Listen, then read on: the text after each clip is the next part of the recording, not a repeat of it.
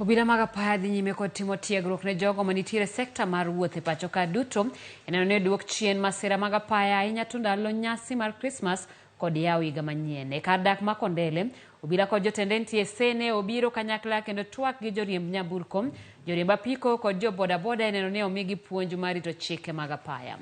Tendo obila mag apaya wacho ni moingo dhano 4,500 e piny Kenya mangima wito ngimagi e masiche mag apaya, gino ma inyalo geng'. Bende obila olando ni gidhi chako tiyo kod masin ma ong'ere kaka alcoblow e fwenyo jogo mariembo kosemer. Hamjajua. Kwanza nashukuru Mungu kwa mkutano wa leo. Abiria mteja mzigo enda shule, hakuna mambo ya kusimama hapa kwa base.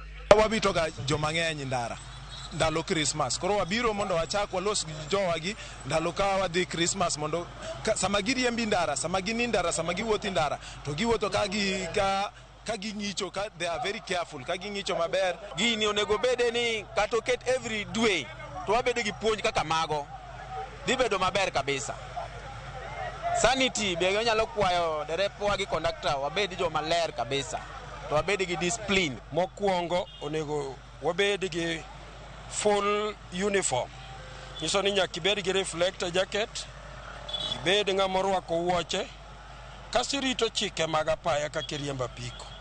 Mano gima long'o sana mwayudo koa kuomgi.